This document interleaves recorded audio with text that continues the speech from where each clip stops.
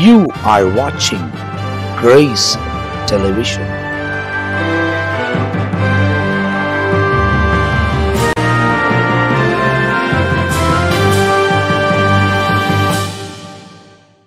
ஆண்டவரும் அருமை இரட்சகராக இயேசு கிறிஸ்துவின் நாமத்தினால் உங்கள் யாவருக்கும் என்னுடைய அன்பின் வாழ்த்துக்களும் ஸ்தோத்திரங்களும் தெரிவித்துக் கொள்கிறேன். தேவனுடைய பெரிதான கிருபையால் சுவிசேஷம் என்ற இன்னொரு பகுதியில் உங்களை சந்திப்பதிலே நான் மிகுந்த மகிழ்ச்சி அடைகிறேன். கடந்த நாட்களெல்லாம் ஆண்டவர் கண்மணி போல காத்து தொடர்ந்து இந்த நாள் முழுவதும் நடத்தி இந்த மாலையில இதை தியானிப்பதற்கு ஆண்டவர் நமக்கு உதவி செய்கிறார். தொடர்ந்து தேவனால் உபயோகப்படுத்தப்படுகிற, தேவனால் பயன்படுத்தப்படுகிற, தேவனால் அழைக்கப்பட்டு தேவன் தந்திருக்கிற திருச்சபையை நடத்துகிற தேவனுடைய ஊழியக்காரர்கள் நம்ம தொடர்ச்சியாய் இந்த நிகழ்ச்சியில சுவிசேஷத்தை குறித்து ஏராளமான காரியங்களை நம்மோடு கூட பகிர்ந்து கொள்கிறார்கள். அவைகள் எல்லாம் ரொம்ப பிரயோஜனமா இருக்கிறது என்பதை நீங்கள் அறிந்திருக்கிறீர்கள். இது நிமித்தமாய் நாங்களும் வசனத்தில் இன்னும் அதிகமாய் தேரம்படியாய் கர்த்தர் எங்களுக்கு உதவி செய்கிறார். கர்த்தர் தம்முடைய பிரசன்னத்தையும் இரக்கத்தையும் நம்முடைய வாழ்க்கையில விளங்க பண்ணி தொடர்ந்து வழிநடத்த அவர் உண்மை உள்ளவர். இந்த 4 சுவிசேஷங்களை நாம் வாசித்து அதன்படி கை கொண்டு நடக்க ஆரம்பித்து விட்டாலே தேவனுடைய பிள்ளைகளா இந்த உலகத்துல செயல்பட்டு நாம் இந்த பூமியில் இருந்தாலும் இந்த பூமிக்குரியவர்களாய் இல்லாமல் நாம் பரலோகத்துக்குரியவர்களாய் இதே பூமியில வாழ்வதற்கு தேவன் இரக்கம் பாராட்டுவார். எனவே இந்த வசனங்களை நாம் தெளிவாய் புரிந்து கொண்டு வசனத்துக்கு ஏற்ற மாதிரி நாம் நடக்க ஆரம்பிக்கும் போது ஆண்டவர் இரக்கம் பாராட்டுவார். போன நிகழ்ச்சியில நாம் மத்தேயு எழுதின சுவிசேஷம் 5ஆம் அதிகாரம் 32ஆம் வசனம் வரை நாம் தியானித்திருக்கிறோம். இந்த நிகழ்ச்சியில 33ஆம் வசனத்திலிருந்து 37ஆம் வசனம் வரை நாம் தியானிக்க போகிறோம். மத்தேயு எழுதின சுவிசேஷம் 5ஆம் அதிகாரம் 33லிருந்து 37 வரை நம்முடைய அன்பு ரெவரண்ட் ஜான் பீட்டரை அவர்கள் வாசிப்பார்கள். அதுக்கு பிறகு நம் நிகழ்ச்சிகளை கடந்து போக போகிறோம். அன்றியும் பொய்யானை இடாமல் உன் ஆணைகளை கர்த்தர் முன்னிலையாய் செலுத்துவாயாக என்று பூர்வத்தாருக்கு உரைக்கப்பட்டதென்று கேள்விப்பட்டிருக்கிறீர்கள். நான் உங்களுக்கு சொல்லுகிறேன், பரிச்சேதம் சத்தியம் பண்ண வேண்டாம், வானத்தின் பேரில் சத்தியம் பண்ண வேண்டாம், அது தேவனுடைய சிங்காசனம். பூமியின் பேரிலும் சத்தியம் பண்ண வேண்டாம், அது அவருடைய பாதபடி.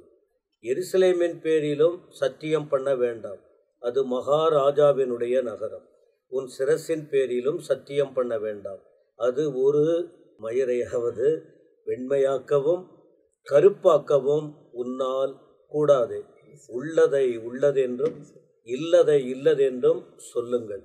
இதற்கு மிஞ்சினது தீமையினால் உண்டாயிருக்கும். பாருங்க, இந்த வசனத்தில் இதுக்கு மிஞ்சினது தீமையினால் உண்டாயிருக்கும். உள்ளதை உள்ளபடி சொல்லணும். வானத்தும் பூமியும் நம்மை குறித்தும் தேவனை குறித்தும் எல்லா விஷயமும் இதில் எழுதப்பட்டிருக்கிறது.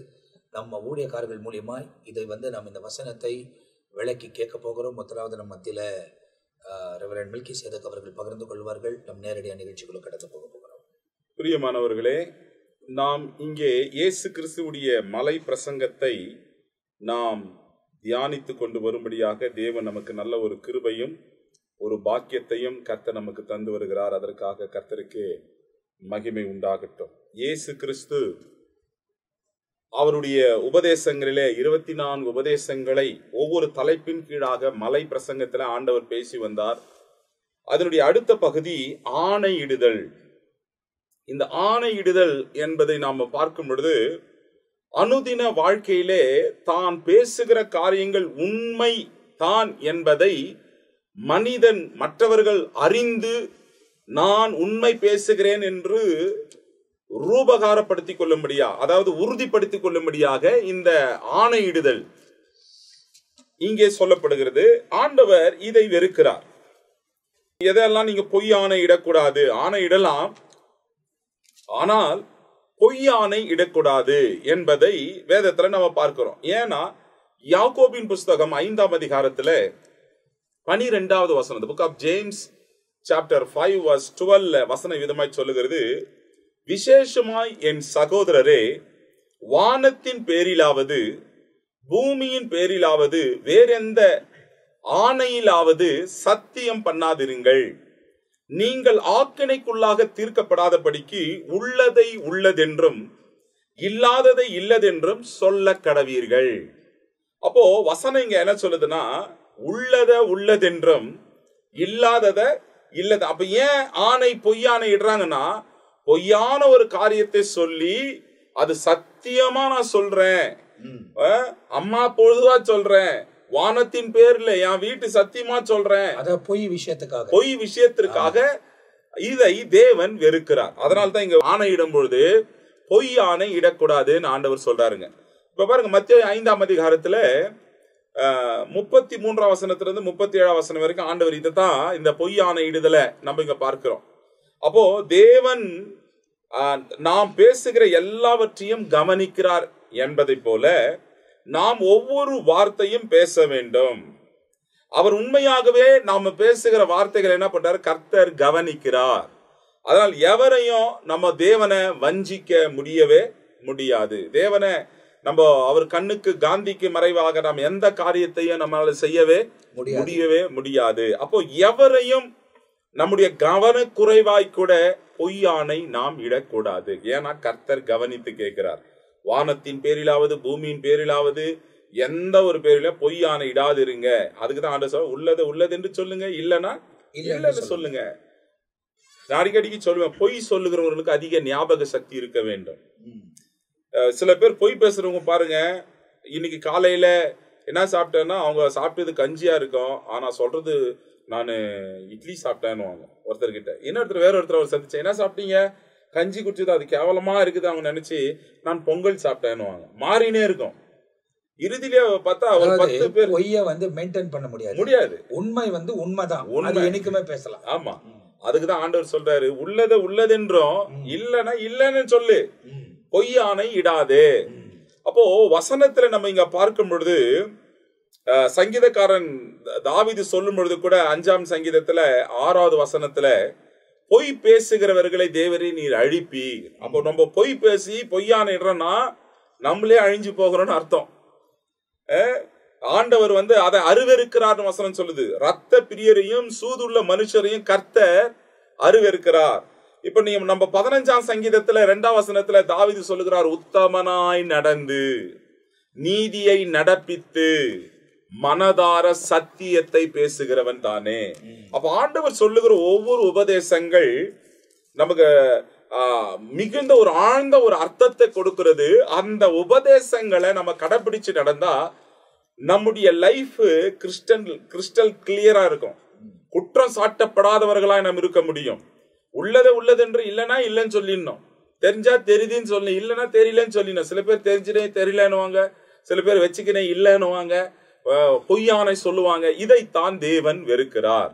அப்போ மனதார சத்தியத்தை பேசுகிறவன் தானே, உண்மையை எதுவோ அதுவே சேர வேண்டும். நம்ம பிலிப்பியர்ல 4ஆம் அதிகாரம் 8ஆம் வசனம் சொல்லுகிறது, உண்மை உள்ளவைகள் எவைகளோ, கற்புள்ளவைகள் எவைகளோ, நீதி உள்ளவைகள் எவைகளோ அவைகளையே நீங்கள் சார்ந்து கொண்டிருங்கள், ஒன்றுக்கும் கவலைப்படாம தேவனை நோக்கி ஜபம் பண்ணுங்கன்னு சொல்லிட்டு ஆண்டவர் சொல்றாரு. இதை நீங்க உண்மையா இருந்து பாருங்க, பொய்யானை இடாதீங்க, பொய் பேசாதீர்கள் என்று கர்த்தர் மிக தெளிவாக இதிலே சொல்லுகிறார். நீதிமொழிகள்ல கூட 6ஆம் அதிகாரத்துல 16லிருந்து 19 வரைக்கும் நம்ம வாசிக்கப்படும் பொழுது இந்த பொய்யான இந்த 6-7 லிஸ்ட் இங்க தேவனுக்கு அருவருப்பானவைகள் என்று சொல்லி அங்கே பட்டியல் சொல்லப்படுகிறது. அதுல பாருங்க, 6 காரியங்களை கர்த்தர் வெறுக்கிறார். 7ஆம் அவருக்கு அருவருப்பானவைகள், அவைகளை அவனை மேட்டிமையான கண், பொய் நாவு, குற்றமற்றவருடைய ரத்தம் சிந்தும் கை, துர்ராலோசனை பிணைக்கும் இருதயம், தீங்கு செய்வதற்கு விரைந்தோடும் கால், அபத்தம் பேசும் பொய் சாட்சி, சகோதரருக்குள்ள விரோதத்தை உண்டு பண்ணுதல் ஆகிய இவைகளே. அப்ப இதெல்லாம் நீங்க அநேக காரியங்கள் எது இன்வால்வ் ஆகிருக்குதுன்னு பார்த்தா நாவு அது இன்வால்வ் ஆகிக்குது. நாக்கு உண்மைக்கு மாறாக பேசுகிற காரியங்கள், உண்மையை மறைத்து வேற காரியங்களை பேசுகிறது. அப்போ எந்த ஒரு காரியத்தையும் விரோதத்தையோ பகையையோ பேசுகிற இந்த காரியங்கள் பொய்யானை இடுகிறது. நீ சொன்னது உண்மைதான், அன்னைக்கு சொன்னீங்களே, ஆமா சத்தியமா நான் சொன்னேன் அப்படின்னுவாங்க. ஆண்டவர் இதை வெறுக்கிறார், பொய் பேசுகிறவர்களை அழிப்பார் என்று வசனம் திட்டம் தெளிவுமாக சொல்லுகிறது.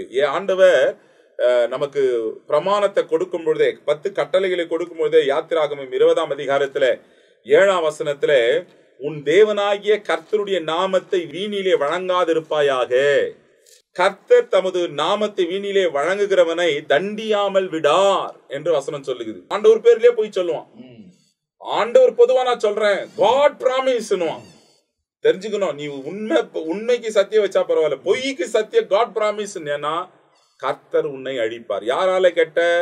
நோரால கெட்டோம்.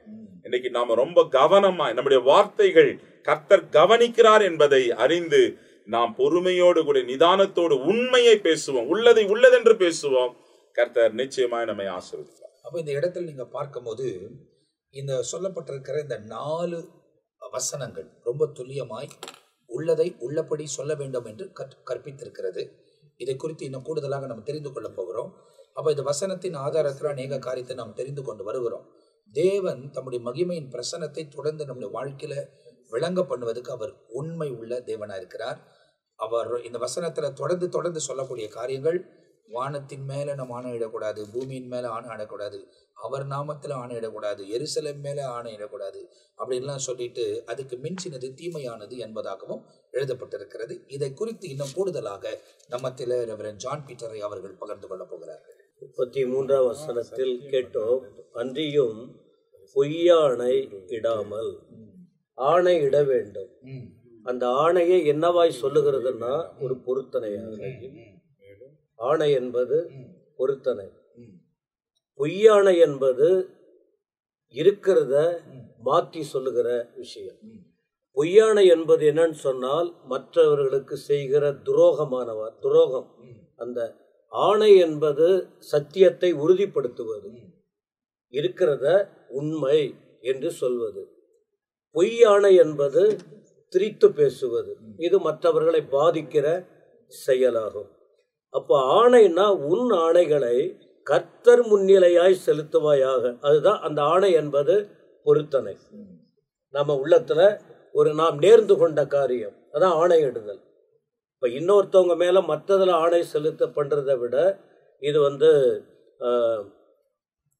கர்த்தர் முன்னிலையிலே செலுத்துவாயாகனா நாம் கர்த்தருக்கு முன்னால நேர்ந்து கொண்ட காரியம், நாம் இதை ஆண்டவருக்கு செய்ய வேண்டும் என்ற பொருத்தனையின் காரியம். இதை பற்றி வசனங்கள் இருக்கிறது. சரி, அப்ப இதுல ஆண்டவருக்கு முன்னால செலுத்து என்று பூர்வத்தாருக்கு உரைக்கப்பட்டதை கேள்விப்பட்டிருக்கிறீர்கள்.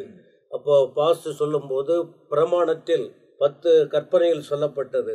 அதை இன்னும் கொஞ்சம் அடுத்து வரும்போது லேவியர் ஆகமத்தின் புஸ்தகம் 19ஆம் அதிகாரம் 12ஆம் வசனத்தில் சொல்லுகிறது, என் நாமத்தை கொண்டு பொய்யாணை இடுகிறதினால். இங்க சொல்றாரு பொய்யாணை கூடாது, கர்த்தர் முன்னிலையில அந்த ஆணையை செய்ய வேண்டும். ஆனா இங்க மோசே மூலம் சொல்லுகிற விஷயம் என்ன? என் நாமத்தை கொண்டு பொய்யாணை இடுகிறதினால். அப்படி ஒருவேளை நீங்க, பொய் என்பது சாத்தானோடு தொடர்புடைய வார்த்தை. பொய்க்கும் தேவனுக்கும் சம்பந்தம் இல்லை. ஏன்னா தேவன் உண்மை உள்ளவர், அவர் உண்மையை எதிர்பார்க்கிறார். உண்மையுள்ள தேவனை தேடுறவங்க பொய்யை இணைத்தால், ஆரம்பத்திலேயே ஏதேன் தோட்டத்திலேயே அந்த பொய்யை புகித்தினவர் இன்று வரைக்கும் அந்த பொய்யையே வைத்துதான் எல்லாவற்றையும் ஏமாற்றி கொண்டிருக்கிறார்.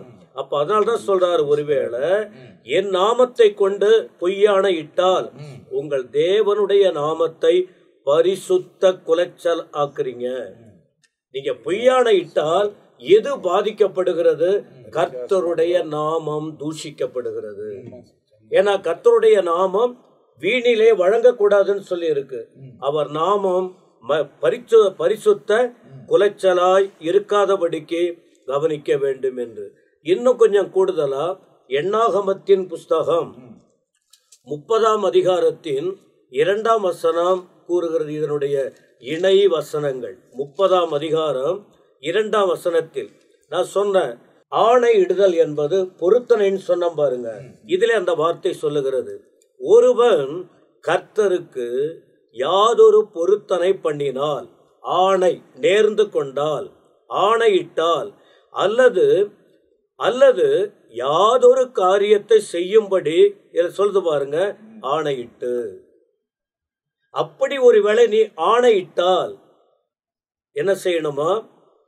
தன் ஆத்துமாவை நிபந்தனைக்குட்படுத்தி கொண்டாலோ அவன் சொல் தவறாமல் தன் வாயிலிருந்து புறப்பட்ட வாக்கின்படியெல்லாம் செய்ய கடவன். அதான் ஆணை இட வேண்டும். ஆணை என்பது பொருத்தனை. அப்ப இந்த பொருத்தனையை சொன்னபடியே அந்த வார்த்தை மாறாம நிறைவேற்ற வேண்டும் என்பது. ஆனா பொய்யானை இடக்கூடாது. இஷ்டத்துக்கெல்லாம் வாயில தேவையில்லாத வார்த்தையை கொண்டு பொய்யான இல்லாததை மாற்ற. ஏன்னா ஆண்டவர் உண்மை உள்ளவர், அவர் பரிசுத்தம் உள்ளவர். அப்ப அதை நாம் முதல்ல ஜாக்கிரதையா இருக்கணும். இன்னும் கூடுதலாய் உபாகமத்தின் புஸ்தகம் 23ஆம் அதிகாரத்தின் 21 முதல் படித்து பார்த்தால், 21 முதல், நீ உன் தேவனாகிய கர்த்தருக்கு பொருத்தனை பண்ணியிருந்தால் அல்லது ஆணையிட்டிருந்தால் அதை செலுத்த தாமதியாதே. உன் தேவனாகிய கர்த்தர் அதை நிச்சயமாய் உன் கையில் கேட்பார், அது உனக்கு பாவமாகும். ஏற்கனவே பொய்யானை என்பது பாவத்தோடு தொடர்பு படுத்தலாம். பாவத்தை தூண்டுகிறவன் சத்துரு. அப்ப அதற்கு தேவ பிள்ளைகள் இடம் கொடுக்க கூடாது என்பதுதான். எதுக்காக இந்த வார்த்தையை அழுத்தமாய் சொல்லுகிறேன்? பூர்வத்தாருக்கு உரைக்கப்பட்டது. அதை நீங்கள் கவனிக்க வேண்டும். முன்னாடி சொல்லப்பட்ட அந்த வார்த்தைகளை கவனிக்க வேண்டும். 22ஆம் வசனத்துல உன் வாயினால் சொன்னதை நிறைவேற்ற வேண்டும். நீ ஆணையிட்டால் அதை நிறைவேற்ற வேண்டும். உன் தேவனாகிய கர்த்தருக்கு உன் வாயினால் நீ பொருத்தனை பண்ணி சொன்ன உற்சாக பலியை செலுத்தி தீர்ப்பாயாக. இப்படி இந்த வார்த்தைகள் குறிப்பிடுகிறது. பூர்வத்தாருக்கு உரைக்கப்பட்ட காரியம். அடுத்த வார்த்தை பாருங்கள், 34ல நான் உங்களுக்கு சொல்லுகிறேன். அங்கிருந்த சீஷர்களுக்கும் மற்றும் கூடி வந்ததான ஜனங்களுக்கு. அப்ப ஆண்டுடைய நோக்கம் என்ன? இதுல ஏற்கனவே அவங்க சொன்னது கேட்டேன். இது எதோடு சம்பந்தமான வார்த்தை என்றால் நாவோடு சம்பந்தமானது. அதிகபட்சமாக மனிதன் தவறுவதற்கு உபயோகப்படுத்துவது இந்த வாயின் வார்த்தைகள் தான். வேதத்தில் படிக்கிறோம், உன் வாயின் வார்த்தையினால் நீ சிக்குண்டாய், பிடிபட்டாய். வாயின் வார்த்தையினால், வார்த்தையால தான் மாட்டுகிறது. அதனால்தான் ஆண்டவர் சொல்றாரு, நீ பேச ஆரம்பித்தால் இந்த வார்த்தை ஜாக்கிரதையா இருக்கணும்.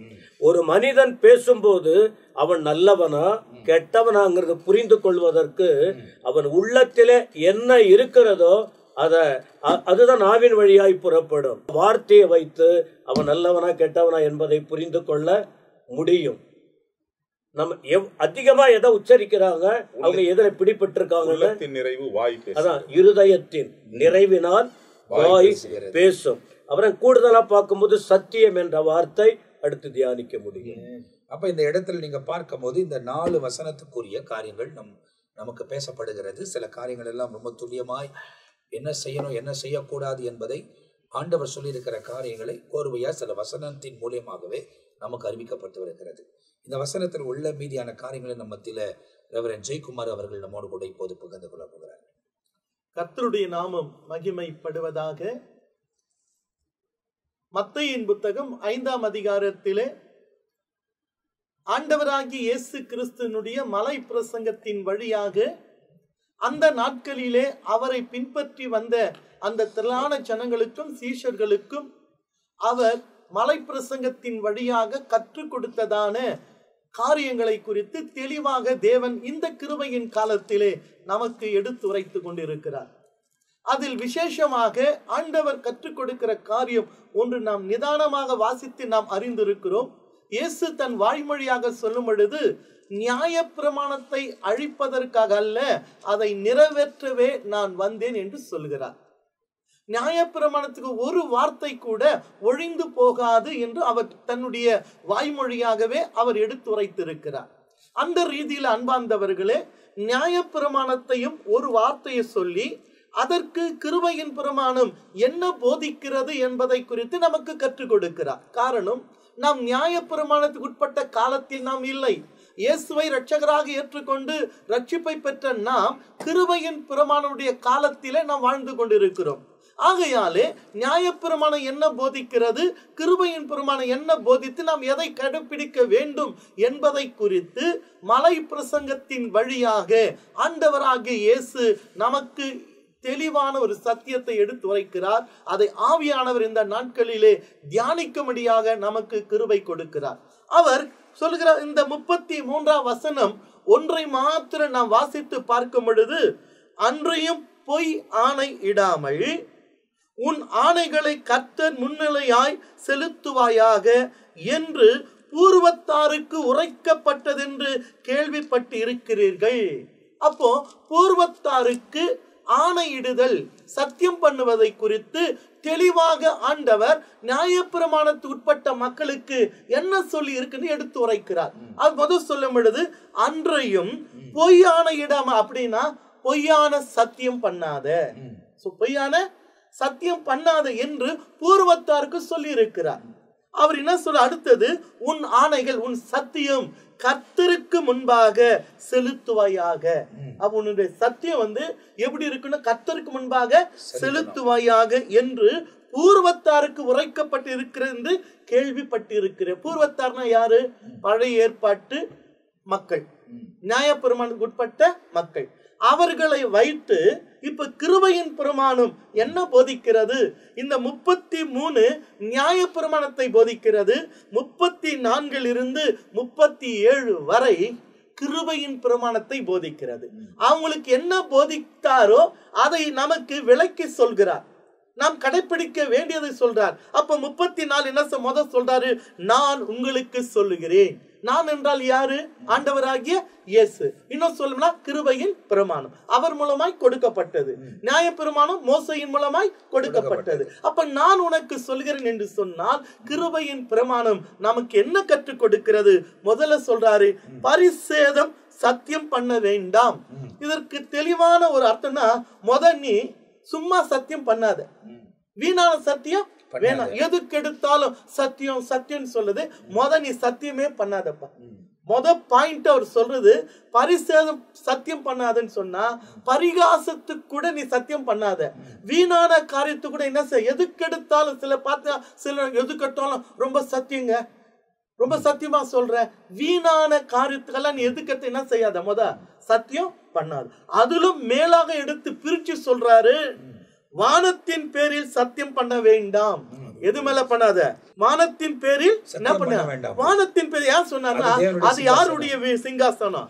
தேவனுடைய சிங்காசனம். அது என்னுடைய சிங்காசனம், என் பிதாவின் சிங்காசனம். உனக்கு சொந்தமே இல்ல.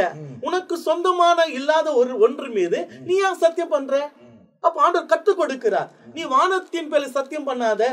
அது தேவனுடைய சிங்காசனம், அது அவர் வாழ்கிற வீடு, உனக்கு சொந்தமானது அல்ல. அது மாதிரி நீ என்ன பண்ணாது, சத்தியம் பண்ணாது. இரண்டாவது கற்றுக் கொடுக்கிறாரு, பூமியின் பேரில் நீ சத்தியம் பண்ண வேண்டாம். அது தேவனுடைய பாதுகாப்பு. இரண்டாவது சொல்றாரு, பூமி மேல யாரு? உனக்கு சொந்தம் இல்ல, அவர் படைச்சது.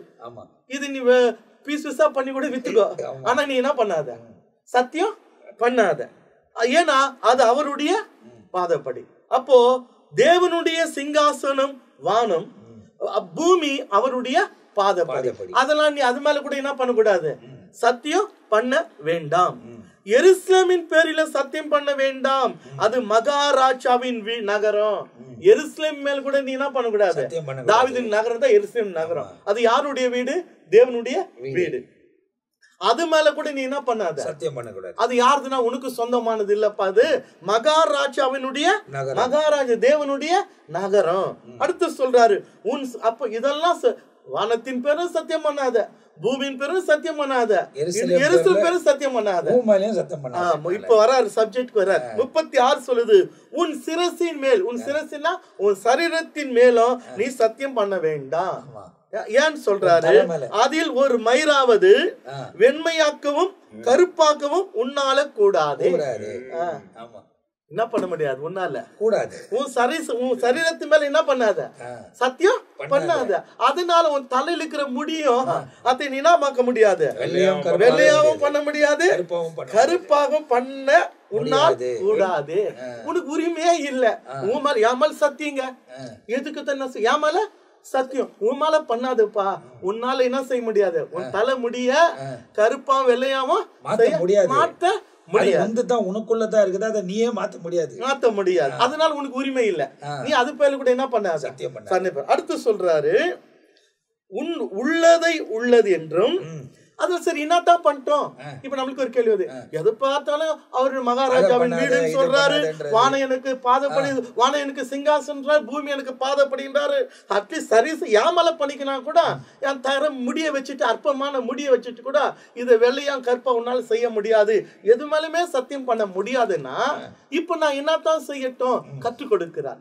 உள்ளதை உள்ளது என்றும், உள்ளதை உள்ளது என்றும், இல்லாததை இல்லாத என்று சொல்லுங்க. வேற ஒண்ணும் கிடையாது.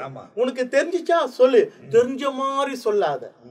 உண்மையா இருந்தா சொல்லு, உண்மையா இருந்தா உண்மையா பேசு.